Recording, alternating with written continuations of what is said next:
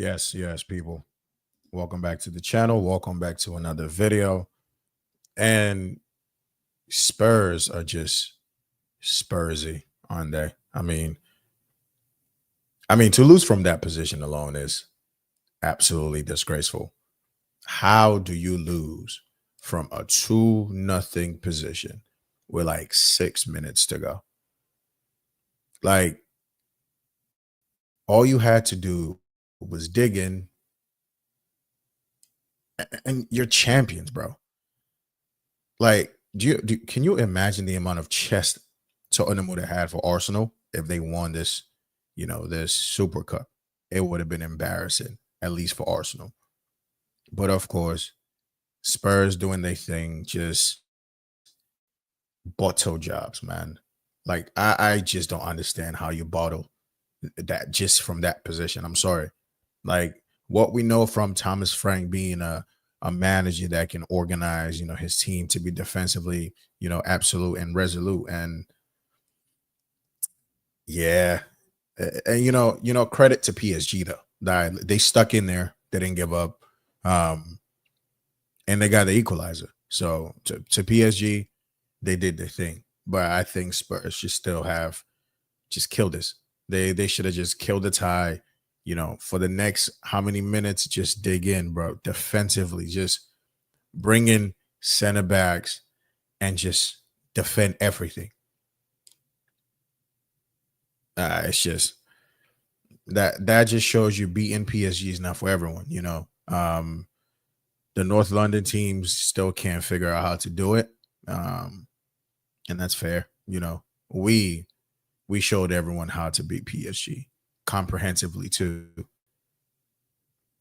I guess beating this PSG super team isn't really for everybody, but yeah, Tottenham just Spursy, man. And in a way, I was low key disappointed, because that's just another thing they definitely could have had in their arsenal to banter, and it's just they ruined them, man. They fumbled it.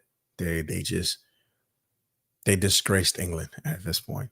So that was their only opportunity to win something this season, and they just didn't take it. So I don't know what else Tottenham could potentially win, but it's going to be peak for them. I'm not even going to lie. It's going to be very peak for Tottenham. But congratulations to PSG. Would you say well-deserved winners? Maybe, because they came back from a goal down. I mean, 2 goals down, even missed a penalty, and they still somehow took the tie. So I mean, Tottenham is just embarrassing, man. But it is what it is. Let's go into other serious, conversations. Looking at these other Premier League teams now, top 6. A lot of these teams are doing business. They've done some really good business. The Prem season starts tomorrow, so as is and as it stands, we're gonna look at how every team is shaping up to potentially go into the new season. I know teams are still trying to make do business. Tottenham are trying to do some business with Man City. Chelsea are still trying to do some business. United want to do some business.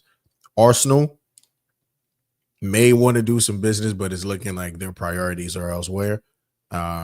Man City, are they done with their business? I mean, they're looking at Rodrigo, and then we look at Newcastle, who have had just the worst transfer window you could possibly imagine. Like, it's been sad for Newcastle. I'm not even gonna lie. Like, if there was any way we could have given them, like, Egbali to kind of get some of these businesses over the line for them, it might have helped them a lot, because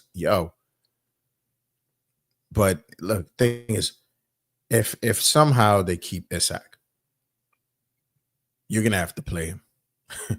Like, you're gonna have to play Isak, and if Isak does not want to play, then yeah, you got to eat that bullet. He has made it very clear he doesn't want to be integrated into the team. But like, you're still on contract. It's a World Cup year. Like, you can't just not play a whole year. I don't know if that's professional enough, but if that's what you want to do, then it is what it is. Um, so let's just start off with Man United. Man United have had a pretty good window, I would say. Considering they finished 15th in the league, being able to bring in the kind of additions that they brought in, it's impressive. Can't even lie, can't even hate on it. It's very, very impressive to get Mbumo in, Cunha in. You got Sesko in, who, again, I think Sesko definitely going to be an upgrade on Hoyland. Sesko and Xerxes, I think you get two different types of like profiles with these guys. Um, but you could go into a season with this too. You only have two competitions anyway. Yeah, considering cup games and whatnot. But other than that, I think you should be okay with Xerxes and Sesko. And then they're looking at Baleba, which for me is very interesting, right? Because Baleba is a very good player. That kind of player that gives you that bite, that drive, that industry midfield. Very good on the ball, kind of hard to take, kind of hard to knock off when it's in stride. So you add in Baleba to this United team, you're adding a dangerous weapon. But I'm still very curious how they get that balance right in midfield. So for me, I think the best potential midfield pairing for United, if they are able to get Baleba, will have to be Ugarte and Baleba. And I'll say this because Bruno, as much as Bruno has an engine, as much as Bruno can run 90 minutes, 180, as much as Bruno can be very technical, you know, I just think playing Bruno like very deeper is you're calling for issues. You're calling for problems because Bruno is not really the defensively aware type of player. You know, you can have him be a bit disciplined, but then you're kind of restricting Baleba's game too. You want to give Baleba the space to drive. You want to be able to let him know, hey, when you have to push up into that midfield, you push up. When you need to go and counter press, win the ball back high up the pitch, you can do that. I don't know if leaving Bruno solo, or isolated in that role is going to be something that helps Man United. So I think their best bet would have to be Ugarte and Baleba, or somehow sell one of these guys with a little amount of time left and bring in a different type of profile. Like with this United team, I'm looking at it and I go, would a Tielemans type of profile work with a Baleba? And I think it might. Tielemans, even though he might not have, the athleticism and the pace, Tielemans reads the game well. I think, him playing in that deeper role could still give you some sort of like good quality in that role. I think defensively, he'll give you a lot more than Bruno would. And on the ball, he will give you a lot more than Ugarte would. And defensively, he still give you something. But I think, Baleba, Ugarte would have to be the best because Ugarte could be that breaks up play and gives it to Baleba. Gives it to Baleba and Baleba the midfield to the attack. And, I'm looking at this and I'm going, Bruno will still have to play a very important role though. Like creativity. Bruno can also be the guy that links that midfield to attack. So, yeah, United are going to play the 3-4-3. Excuse me. But it's like, who's the best balance for that row? Who's going to give you the best balance? And I have to, it can't be Kobe for me because Mainu is a very interesting one, right? I've said time and time again, Mainu's not creative enough to be a number 10. I don't think he has the engine to play box to box as an 8. And he's not a 6 either. So maybe in a 4-3-3, Mainu could be the other guy in the team, keeps possession, recycles it well, good on the ball, can progress the play, can progress passes. But other than that, I don't know how Mainu fits into this United team. He them two, the 3-2, he's not it. Or the 3-4-3, the two midfielders, I don't think Mainu's gonna be it because the same issue you can have with Bruno, I think you're gonna have with Kobe. Just not defensively aware enough. It's just not it. So I think for United, that best You know, that the best combo for them would have to be, even though they might not like this, Ugarte and Baleba. You know, and then you could have your Sesko, you know, your Cunha, your Mbumo, and then Ahmad and Dorgu as your front five, if you want to call it. And you know, Saeed said in his video, he thinks that's like one of the top fives in the Prem. And I mean, Sesko is going to be unknown quantity in the Prem, so I'll take him out. Um, Dorgu has a bit about him, but doesn't create an like from those wing back positions. You're supposed to get in on goals and assists and like be really, really effective in the opposition box as well and keep the width. So is Dorgu off that, elite quality? Like I'm talking considered as a unit. Is he one of those like you got to look out for? Nah. Ahmad has a lot about him. You know, Diallo he could definitely give you goals, assists, creativity off that side. And playing him as the wing back, give some time to be isolated with the defender. And he could do damage. But are you taking more from Ahmad's game for me? Because when you give Ahmad the opportunity to really drive and be in and around the penalty box, that's when you get a lot of goals. He has the nimble feet, he has the finishing, he has the IQ to play that role. And I'm looking at Mbumo, right? And I'm like, is Mbumo best served playing out wide or as a inside forward? The argument could be you're keeping Mbumo close to goal, so he should be able to just be very dangerous around that area. He's close to the box, be able to finish, be able to shoot. But then I'm thinking, for me, Mbumo, like he's like the Cole Palmer, type of like a winger for me. People might disagree, but for me, like you let him play out wide and you give him just a license to be able to come in centrally and do damage. Yes, on paper he could look like he's starting out wide, but you let him have the freedom of that, that right flank.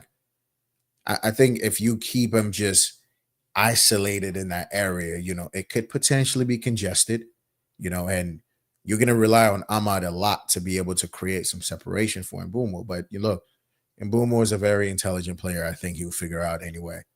Do I see him getting the same number of goals he got from Brentford for this United team? Nah, I don't. I think that 20 goal season may have been a one off. I think Mbumo will still get goals. I think he will probably still get you at least, I was about to say 15, but I feel like even 15 might be too much. The pressure at United is a bit different. Let's be real. Playing for United is a different kettle of fish. At Brentford, you can play with as much less pressure as possible. At United, the expectations are already there. You have to come in and you have to hit the ground running immediately. So different type of expectations and pressures from Brentford and at United. I think he's still going to relish it. He wants to play for United, feels like he's ready for this move. So in Mbumo, I can see him at least chipping in with about like anywhere between 12 Prem goals to like 17, 18. I think that might be the number of goals you see from Mbumo, 12 to like 18. Maybe. But that's still a solid return. Let's not get it twisted. Mbumo alone giving you 18 Prem goals, and you're looking at everybody else to chip in. United this season might not even owe the league goals. Because then you're looking at Cunha. How many goals can he give you on that side? And I'm thinking Cunha could give you about like 10 to 14. I don't see Cunha getting, those, numbers. If Cunha gets anything more than 14, yo, they're cooking. Let's talk about it. If Cunha gets you any more than 15 goals, and then Mbumo gets you more than 15, that's 30 goals just by themselves. And now you're looking at your Brunos to chip in, your Diallos to chip in, your center backs to chip in with some goals.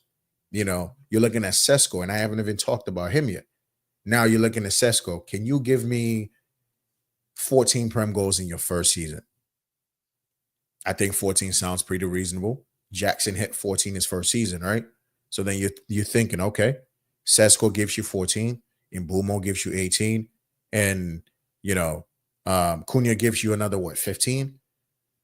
Like that's about 50 prem goals between these three guys, and we're not even talking about the assists because you think Cunha is going to chip in with a few assists.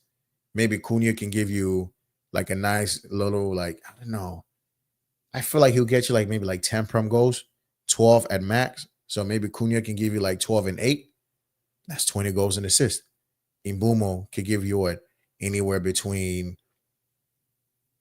14, 15 to 18. Can he give you another like 10 assists? That could be it. So now you're looking at what 10 assists, what 18 goals, 28 goals. That's 28 GA right there. And Bumo gives you 28, Cunha gives you 20. That's 48. That's about 50. You're looking at Sesko. Can you chip in with 14? That's a lot of goals in this team. So I'm thinking United definitely do not finish 15th again. I don't think they finish any less than the position I'm going to talk about when I get to that point. But if they get Baleba, I pick them to strongly finish in the top 6. The only reason they don't get top 6 is if their manager is just on a different one. He's just on some shit. But United, like that, I think if they get that midfield sorted, I mean, goalkeeper, they might need one, but you might have to run it this season with Onana and just see, what happens out of that. You know what I mean? And then they have the Garnacho situation, which it's a very interesting one because I don't understand why Garnacho's insistent is I want to go to Chelsea and nobody else. Like I get it, we are world champions, so anybody will want to play for the Mighty Blues. But his fixation specifically is just like throwing me off. Like, what is it? Is it because of Enzo Fernandez? Is it because you want to play in the Champions League? Is it because you want to be in London having a good time? You know how everybody likes to be in London. Is that really? Is that what the allure is? Potentially, come to London, good lifestyle, good money. You're playing in a team that just looks like they're going on the up. Maybe. But him rejecting everybody else, it's like, okay, United's, valuation on him is 50 M's. Chelsea's valuation is 30. So now you got a difference. How do we bridge that gap? Maybe we give you 35 and call it a day. Because realistically, I think even 35 is too much for Garnacho. Yes, when you look at the market, players around his age and his position and, profile are going for more. Elanga, Gittins, even Leon, they're asking for some money for Malik Fofana. So in that sense, you even look at Noni Madueke went for 52 all in all. So United could go, well, we're looking at the market. Everybody around Garnacho's, age, profile, and whatnot is going for about 52. But the difference is United just categorically said, bro, find a new team. You're not part of us no more. So just by doing that, your value just drops. Like it's different when United go, yo, we're going to sell you. We want to sell you, or we don't want to sell you, but we have to sell you. It's just, I feel like the language around that just determines, what kind of money you're asking for. Because if you just say, yo, you know what, you're not even welcome here, then nobody's really going to want to pay you top dollar for something you don't want. I think that's just like, common sense, right? If I tell you I'm getting rid of, I don't know, my phone, like I don't want it, I'm about to throw it out. And then you go, well, can I have it? And I go, well, actually give me $400 for it. You're gonna be like, why? You just told me you don't want it, you're about to throw it out. Same situation. Like, yes, he still has value on him. United still value him at 50, but they're gonna have to come down. Because if this is really a market opportunity, it's an opportunity. 40 M's is not an opportunity. 40 M's is what you pay for somebody you really want. An opportunity should be much lower. It's like, I don't really want this, but the price is so good, I can't turn it down. That's what an opportunity should be. 40 doesn't seem like the price is too good. Nah. 30, however, yeah, 30 M's. You could get Garnacho in. You get another 30 for Vega, 35. Okay, cool. You balance your books again and you keep it moving. But it's an interesting one. I think eventually he still comes to Chelsea. I think we've all just accepted the fact that this is happening. It's just what it is. Just bring him through the door. You know, moving on to Chelsea, Garnacho coming in. Javi Simons, we're still waiting to see if Nicholas Jackson or Christopher Nkunku were going to be moved on. We're just going to wait to see how the developments happen. But so far, the team looks in good spirits. The team looks in good shape. Our strikers are scoring goals. You know, Esteval is fitting in nicely. Palmer looks like he's going to have a different kind of season this year. Gittins looks very much of promise. Look, he looks like he's going to do, some serious work. Neto is looking, motivated. He's looking hungry. You're looking at that midfield: Caicedo, Enzo, Esugo, Lavia, Andre Santos. Like, Lavia could take his time and work on his fitness and whatnot. But the other four guys, baby Caicedo, Enzo, and Santos, you have options. You can rotate. You can do what you need to do. Like, it's going to be a good season for sure. I think the midfield is strong. The defense, however, can we bring in one more person? In as much as I want to see Josh play a lot of games. We have Tosin, Chalobah, and Selmino. Jiro Hato could also potentially play that position, but do you want to bring in somebody else just in case? I've always said, like, if you want to bring in Gehi, cool. Gehi will add something to this team, but he's not, for me, Gehi's not the guy that, takes us to the Prem. I think he's a guy that improves, he improves our levels slightly. I think he's not a big upgrade on these guys. He might be, and the key word is big, right? He can still be an upgrade on them. Just by how much, I don't know. But if we were looking at Hoyson, right, then you might want to be able to see if Josh can kind of give you a Hoyson type of breakout season. Josh is like 6'3", 6'4", just glides around the pitch. Pretty good on the ball. Defensively, yeah, he still has a few things he can work on. But can you win the league with the kind of defense we have? It's tough to say. It's really tough to say, because I think you need that, like, dominant center back, someone who's very, very dominant.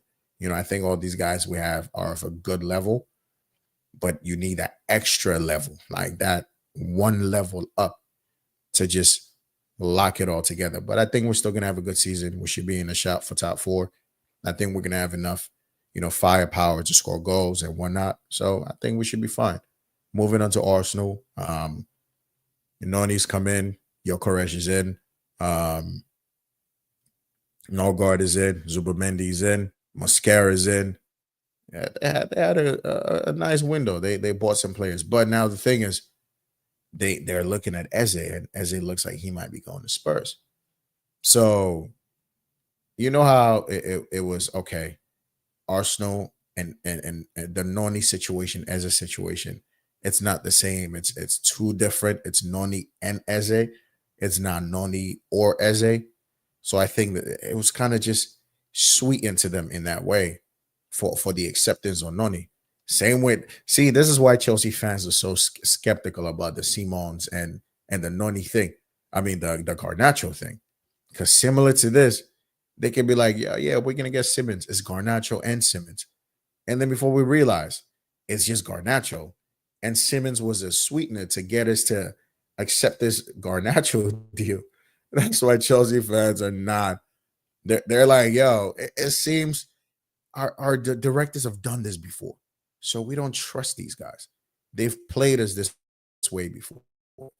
So kind of similar situation right now with Arsenal. It's like, yo, you said you was getting on you.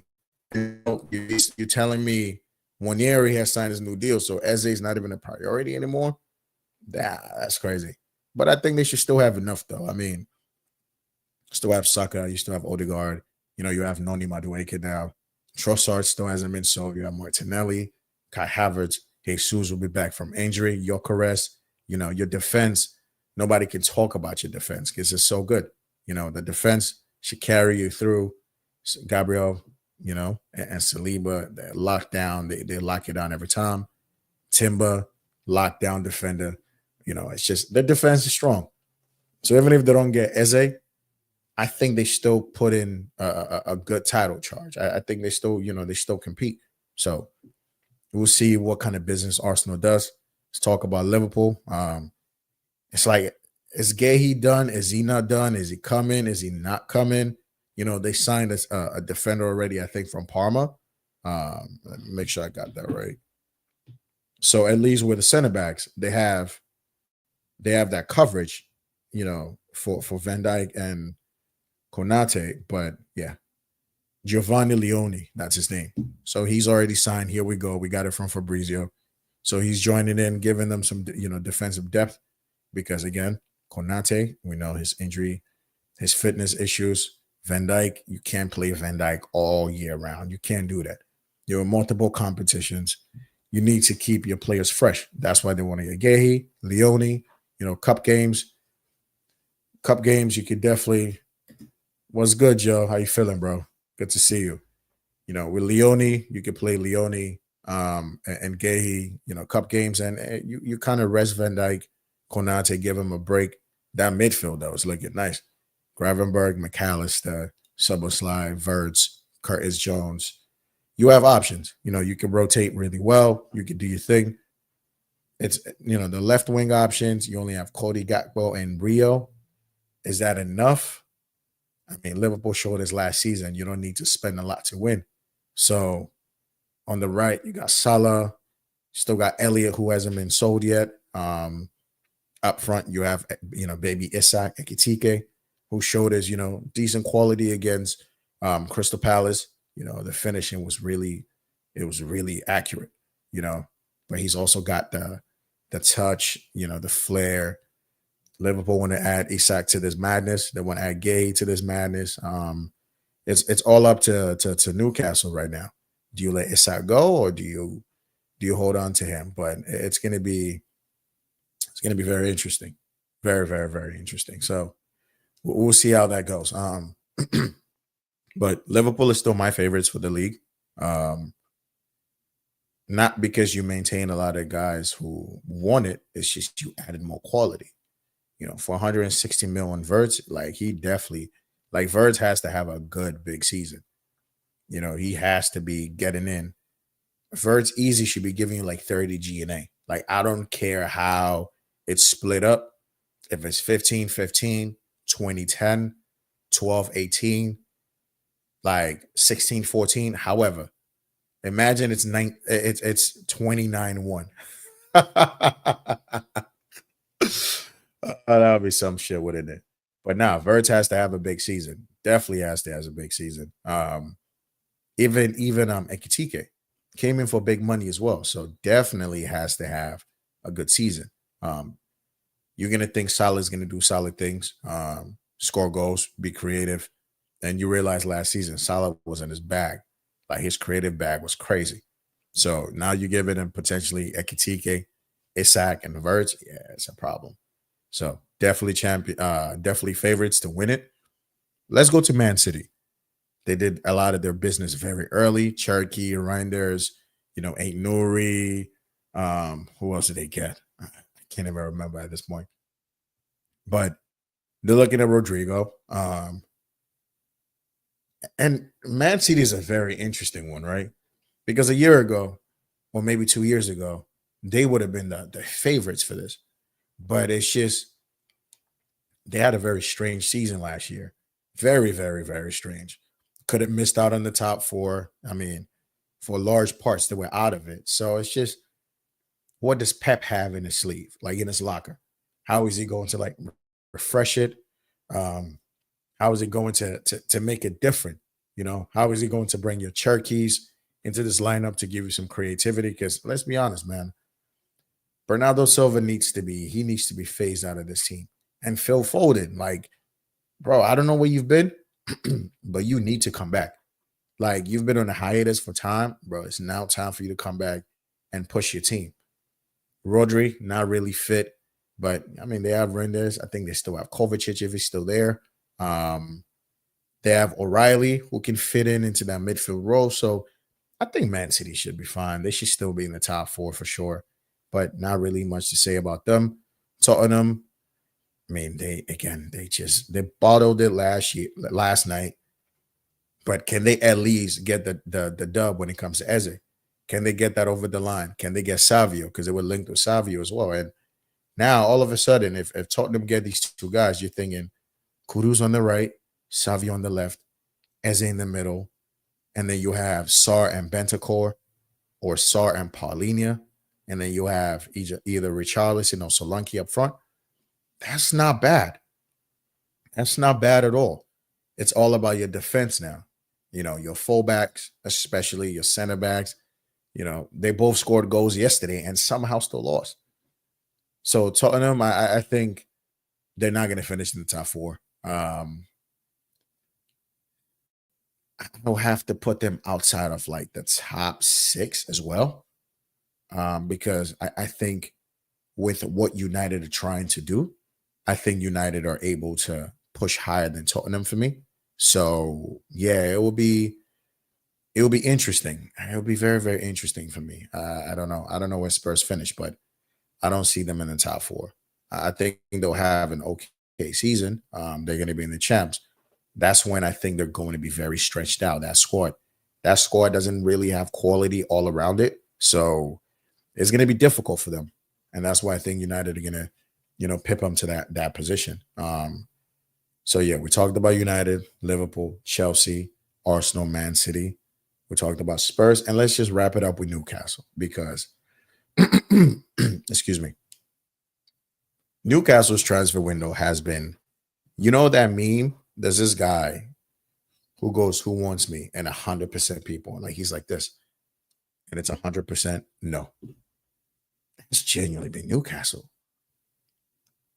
Like no, yo, and I'm thinking it's not even like Newcastle don't have the money to spend. I think they do because they've been bidding for players and are just getting rejected. So it ain't even like they cannot spend money. They just can't convince anyone to show up. Like it's tough, man. As a Newcastle fan, it's tough. And then you got your main striker saying he don't want to be here. It's like it just can't get any worse for you. Luckily, their midfield, they still have Tonali, they still have Joe Linton, they still have Bruno Guimaraes, Anthony Gordon is still there. They added Alanga. They still have Harvey Barnes. They still have Jacob Murphy. So they still have something. They still have quality in that team. You still have Livermento. You still have Lewis Hall. You still have your center backs. So it's just bringing in a few forwards, and it's like Wissa wants to go. They want to get Wissa, but I don't know if that deal's going to happen.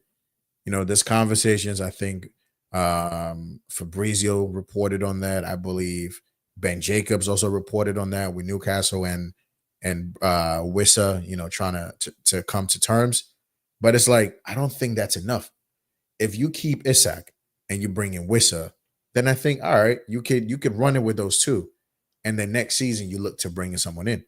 But if you sell Isak and you bring in Oli Wissa, I don't know. That's when I think they fall out of like the top 8 completely. Because let's face it, all these other teams around them are trying to improve. Yeah, St. James's Park, they're gonna win a lot of points over there, so that might be their Hail Mary. But it's just they need forwards, man. Sesko rejected you. Mbumo rejected you. Cunha rejected you. Delap, Joao Pedro. The list just goes on and on. And even with the Sesko situation, like you offered more money and United offered less, and they still got the player.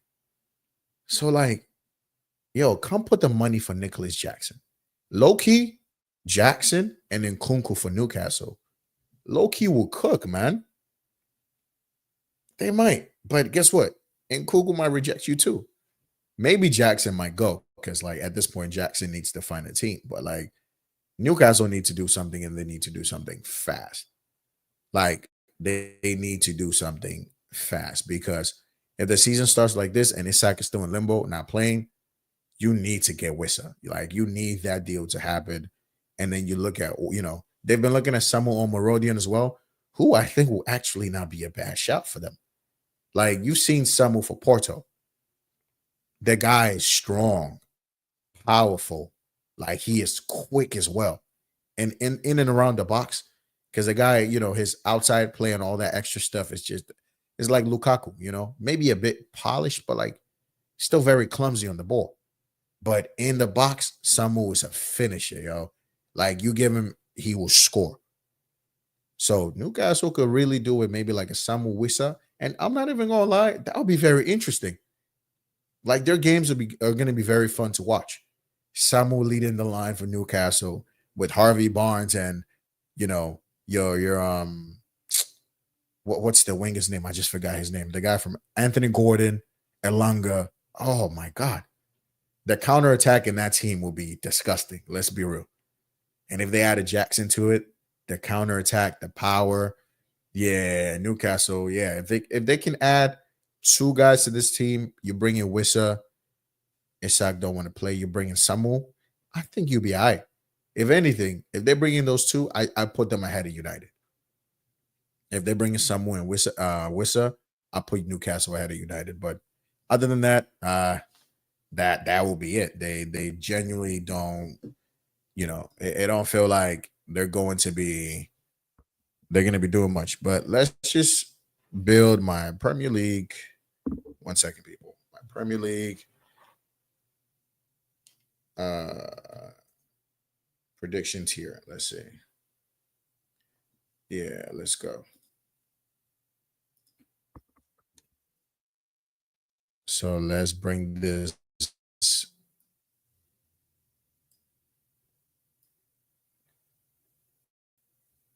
All right.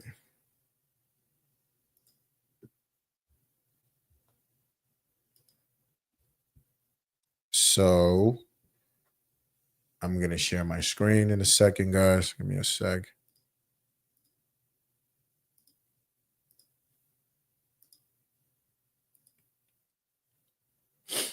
So this is what we're looking at. So many commercials. It's just very annoying, the ads. But who do I think is going to win the Prem? I already said I think it's Liverpool. So let's just grab them. Let's just grab Liverpool and put them. Hold up.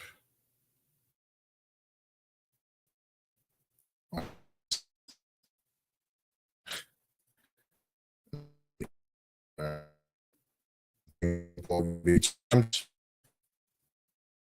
have a theory. I have a theory. Chelsea do games. Big up, big up. Thanks for tuning in. Thanks for tuning in. Football back. Why can't I? Thank you for tuning in, bro. Big up, big up. But here's my theory: if Chelsea are able to bring in Javi Simmons, right, and even with Garnacho, with the wave we're riding on right now, could we? Do I think we're challenging for the league? Absolutely, absolutely. I think we're definitely challenging. With the squad we have, with a good feel factor, I think we're definitely challenging for the league. Because we do have one of the best attacks in the Prem. Okay. We do have one of them. Other teams have good attackers. I'm a Chelsea fan, bro. I'm a Chelsea fan. I'm a Chelsea fan. So, yeah. Let me know who you support. Oh, Chelsea, even better. My man. But if we do bring in Simmons, even with Garnacho, with the attack, oh, your Arsenal. Okay, okay. Okay, okay, okay, okay, okay. Thanks for tuning in either way. I don't know how much of the show you caught. I said I don't know. I don't know if you guys win the league. I don't know if we're a year away though. Like, I'll be real. Like, think about it. Yeah. When you guys competed for the league, the first season, when you guys were second, how many people said you were a year away? Appreciate that. Appreciate that. Thanks for subbing. Appreciate that. But when you guys competed for the league, that first time, how many people said, Arsenal, you're not really okay? You're just doing in the last 7 minutes. Got it. Okay. When you guys competed for the league that first season, nobody thought you were going to. No one really thought Arsenal was going to give Man City that type of challenge for the league. And you just went from, what was it, fifth to straight second. And you lost by what, a point? Nobody really said you guys couldn't do it. We never thought Arsenal was going to challenge. We never thought Arsenal was going to challenge for the league.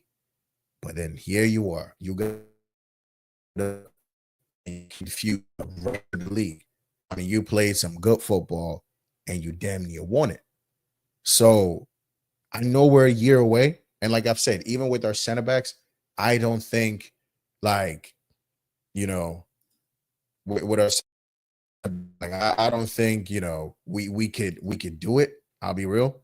But it's just, you know, when you have a good attack and you have a good midfield and you have momentum, that's going to be the biggest thing. Like, if you have momentum and you have a good attack, you're going to be able to win a lot of games. Like, you look at Joao Pedro right now. This guy has come in and we're just like, yo, what is this? Like, we always knew Joao Pedro at Brighton was that creative type of player who can, you know, give you some quality and creativity. But like, he's coming and he's shown he's a finisher too. So then you go, okay, he should be scoring goals. You're looking at Delap. Delap can score goals as well. You're looking at Neto. He's just constantly improving. You know, Palmer is going to do Palmer things this season. With that number 10 on his back, it's almost like he's unlocking different parts of his game. Like every time you see Palmer play now, it's just he's doing certain things. Like he's just playing like free.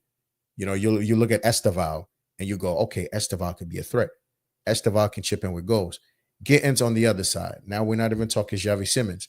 Now in midfield, Enzo, Caicedo, even Santos. Santos can get you goals from midfield, assist, but the guy is a ball winner, clean tackler, progressive passer. Bro, like our midfield is just legit one of the best in the league. But if we can get a good goalkeeper, see, with Donnarumma, right? I'll take Donnarumma. I know, like in the fan base, you know, we know Donnarumma is not good with his feet. Like he's terrible with his feet. But do I think Donnarumma wins me more points than Sanchez does? I think he does. And that's the big thing. Who wins me more points? You know what I mean? I appreciate it, bro. Appreciate that. But like, who wins me more points at the end of the day? Sanchez or Donnarumma?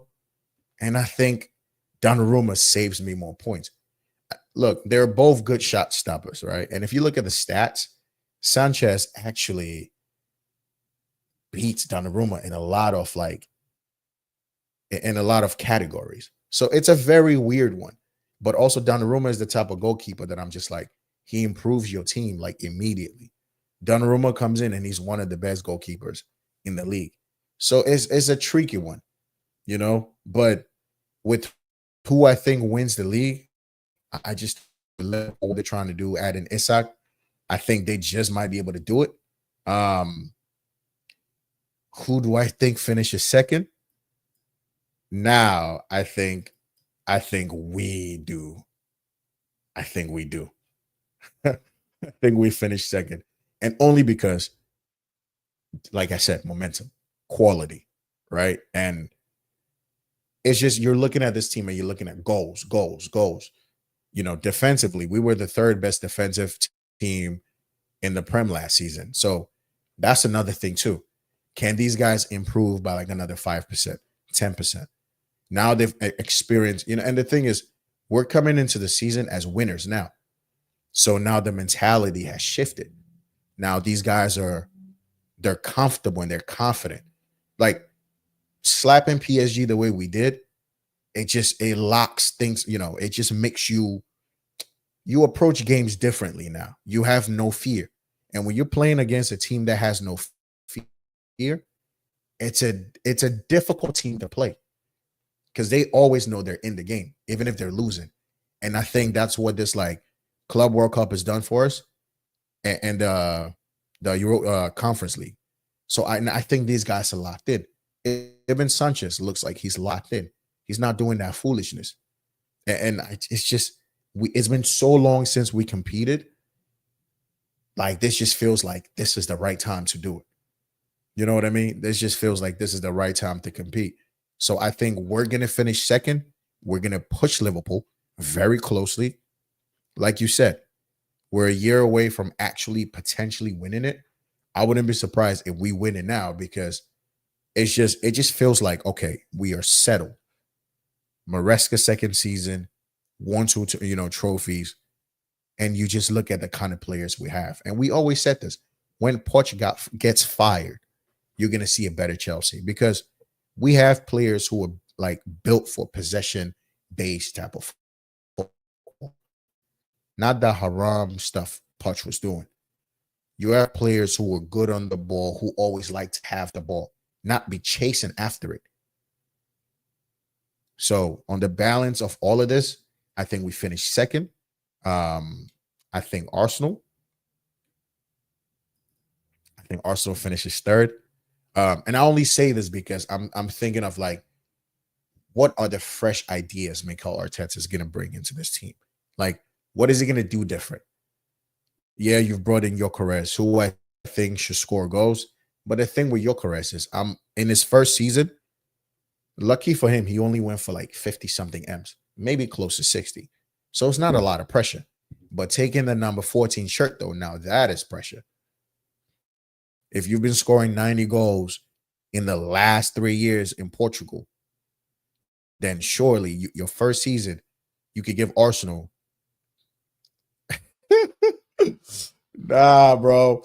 Fourth is crazy. Are you putting PSG up ahead of us? That's crazy, bro. But I'm just thinking, I don't know. You guys have your Gyökeres now. You have to really adapt to the way your Gyökeres plays because Kai Havertz was not that forward. Now, do I think your Gyökeres finishes a lot of the chances Havertz was missing? On the balance of things, I would say I would hope so. So I think your Gyökeres first season gives you anywhere between like 15 to 18 Prem goals. Your defense is still going to be very solid, but it's just, have you done enough? That's my thing. Like, how much better can Martinelli get? Does Noni really create that much for Gyökeres? I know Gabi Jesus is still coming in.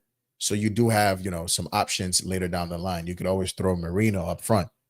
But I'm also looking at your midfield. Rice is but everything else after that. Norgard. Norgard is okay, but this, like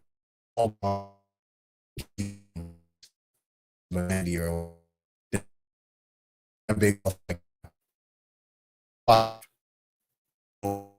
yeah, I had this. Who gives you what the intangibles he used to add to your team? So that's where the problem for me, kind of lies. And that's why I put you guys third. And fourth, we're gonna go with Man City because I just think it's just where they're gonna finish. I think Man City finishes fourth. I think City finishes fourth. No, that's just my feeling. I was gonna score goals, but I think Rodri not playing the games, that midfield balance for me. I think Reinders comes in and he does a lot.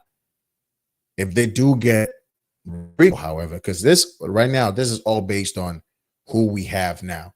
If they do get Rodrigo, then we can definitely revisit this and make changes because then Rodrigo is a big. Then I'm literally putting them straight up at least second.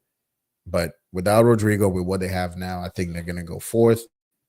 who finished fifth for me with the team that they're assembling right now, I can't go to nobody else than Man United.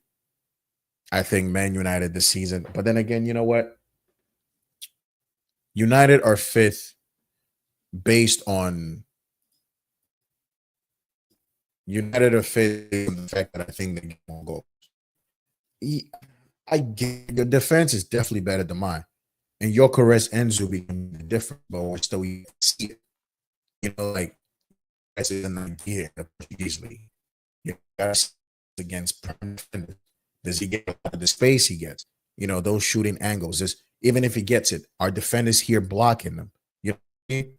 That's why Gyökeres is the idea, but I want to see the implementation. If the first couple of games you guys look at this, you know, Zubi definitely adds. I think Zubi definitely adds a lot. So, it'll be interesting. It'll be definitely interesting. But it's just improvement in our team, the constant, you know, from 12th to 6th to 4th.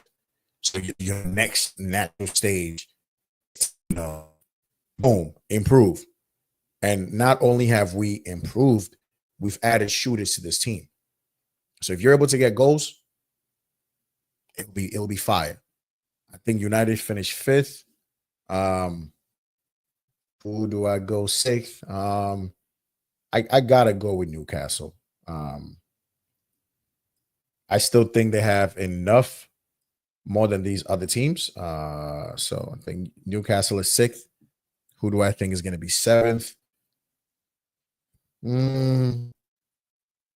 Very, very interesting now. Now we're at the part where I don't know if Emmy Martinez is still going to be there, if they're going to sell him or not. Watkins for sure looks like he's staying. Ramsey, you still have Rogers, you still have Watkins, Onana, Tillemans, McGinn. I think you'll be fine either way.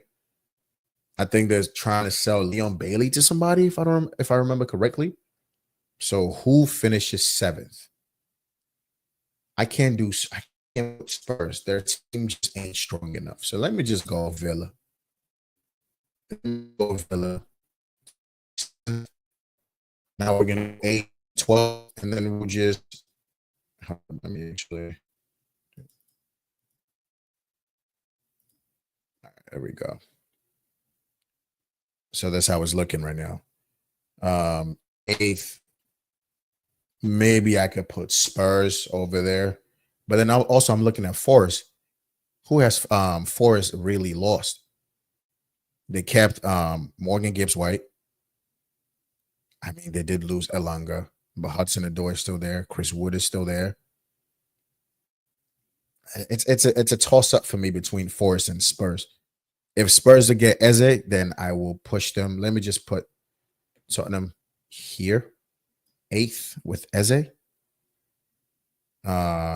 Ninth. Let me go with Forest because I think Forest are still going to be a good team. 10th. Let's see, 10th out of these teams. Brighton, if they keep Baleba, I mean, Brighton play some good football. So let me go Brighton 10th. I'm going to go Bournemouth 11th. I'm going to go Bournemouth 11th.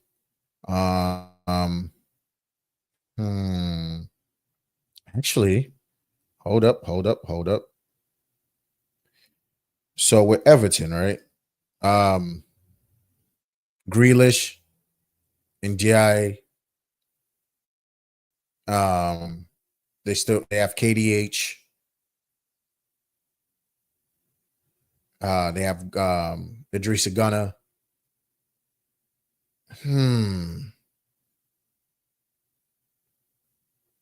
Let me look at Everton signings. Who Everton signs it this summer? I want to see something real quick.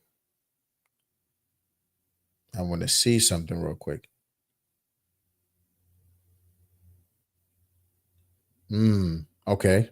Alcaraz, Barry, Travers, Asnu, Dewsbury. Nah. They can stay where they at. They can stay right there. 13th to 17th. I think. I think Palace, just because they might be losing as they. I can't put them that higher up.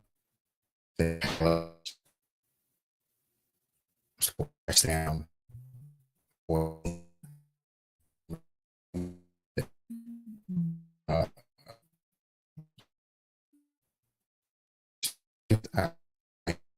Brentford might be in there. They just losing a lot of players, so Brentford might be in there. Do I think Burnley go back down? Who Burnley signed? I know they signed Leslie Oguchukwu. Burnley.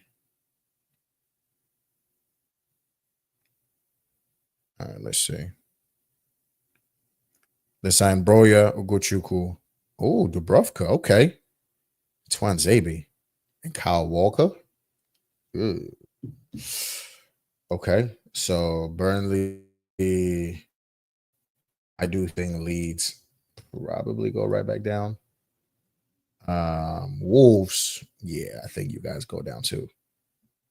So then I'm gonna go Sunderland, Fulham. Okay, but now I'm gonna go. Let's do this. Fulham. Do I even think Sunderland do better than West Ham? Absolutely.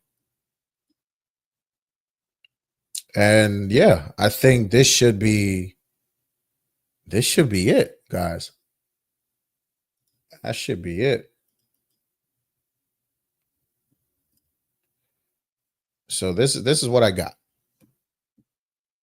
Liverpool champions, Chelsea second, no third.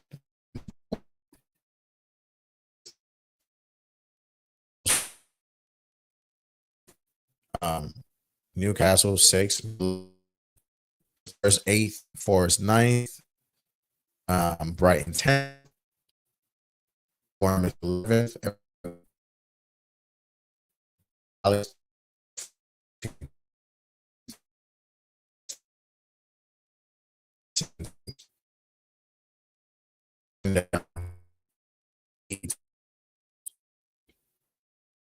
that's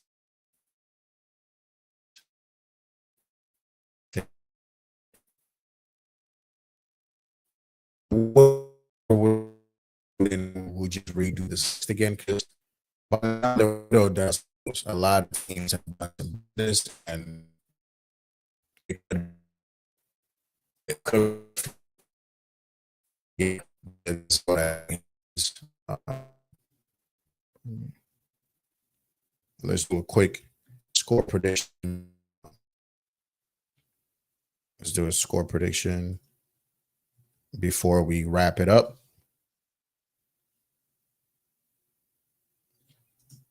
Match. There we go. Let's do a quick prediction. So we have who's playing tomorrow? Hold up. Let's do this real quick. Quick match prediction, score predictions, and we're out of here. And then we are out of here.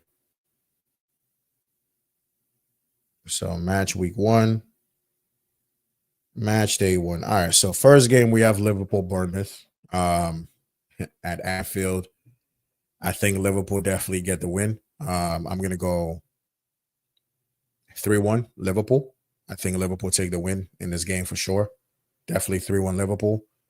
Saturday, Aston Villa, Newcastle at 7:30. Um, it's going to be a very interesting game. No Isak, potentially. So, and Villa are playing at home. Hmm.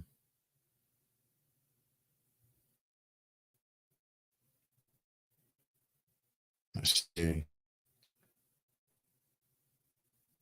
Interesting.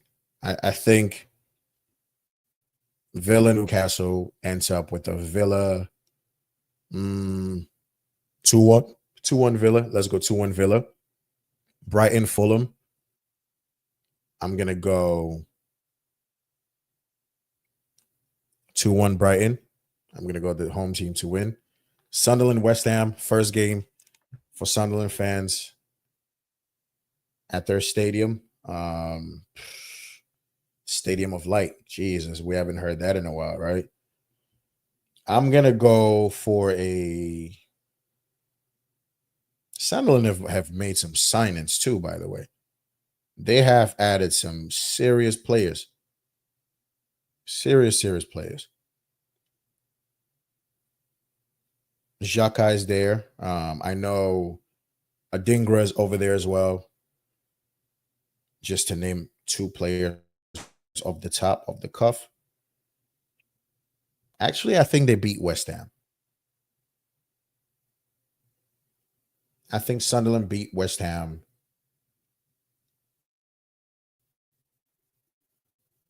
Go 2-1 scoreline as well. One scoreline. Spurs Burnley. I'm gonna have to root for the home team. I think Spurs are gonna win this game comfortably 3-1. Wolves Man City. I think Man City win the game 2-1 as well. Sunday Chelsea Palace. Chelsea at home. I see a 3-1 Chelsea easy.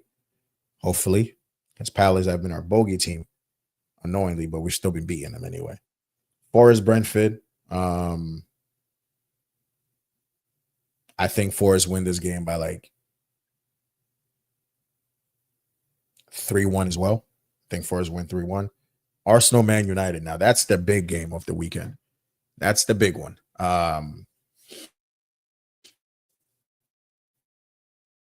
play? Probably not. You know, yours is definitely starting that game. No, start that game.